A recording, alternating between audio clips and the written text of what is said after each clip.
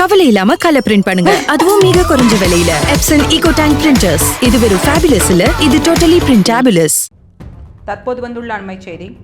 உச்சநீதிமன்றத்தில் எஸ்ஐஆர் நடைமுறையை ரத்து செய்யக்கூடிய வழக்கு தலைமை நீதிபதி அமர்வில் விசாரணைக்கு வந்தது. எஸ்ஐஆர் சட்டப்பூர்வமானது அல்ல என்ற மூத்த வழக்கறிஞர் கபில் சிபல் வாதங்களை தொடங்கினார்.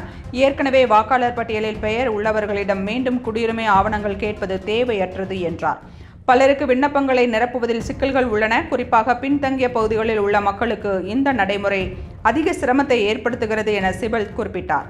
தேர்தல் அலுவலர்கள் உயிரிழப்பதற்கான காரணங்களில் எஸ்ஐஆர் நடைமுறையும் ஒன்றாக உள்ளது.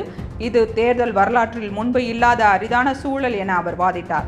ஆதார் அட்டை இருந்தும் ஏற்காமல் இருப்பது தவறு. குடியுரிமை முடிவு செய்யும் அதிகாரம் மத்திய அரசுக்கே உண்டு, தேர்தல் ஆணையத்திற்கு இல்லை என சிபல் தெரிவித்தார். 1950 பிறகு பிறந்தவர்கள் அனைவரும் இந்தியர்களே. நடப்பு எஸ்ஐஆர் அரசியல் சாசனத்திற்கு முரணானது என சிபல் கூற வழக்கு விசாரணை நாளைக்கு ஒத்திவைக்கப்பட்டது. அண்மை செய்தியை பார்த்துக் கொண்டிருக்கிறோம். உச்சநீதிமன்றத்தில் எஸ்ஐஆர் நடைமுறையை ரத்து செய்யக்கூடிய வழக்கு தலைமை நீதிபதி அமர்வில் விசாரணைக்கு வந்தது. எஸ்ஐஆர் சட்டப்பூர்வமானது அல்ல என்ற மூத்த வழக்கறிஞர் கபில் சிபல் வாதங்களை தொடங்கினார். ஏற்கனவே வாக்காளர் பட்டியலில் பெயர் உள்ளவர்களிடம் மீண்டும் குடியுரிமை ஆவணங்கள் கேட்பது தேவையற்றது என்றார்.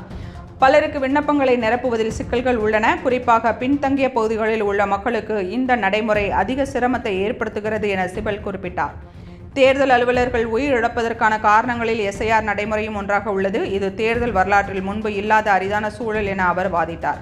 ஆதார் அட்டை இருந்தும் ஏற்காமல் இருப்பது தவறு. குடியுரிமை முடிவு செய்யும் அதிகாரம் மத்திய அரசுக்கே உண்டு, தேர்தல் ஆணையத்திற்கு இல்லை என சிபல் தெரிவித்தார்.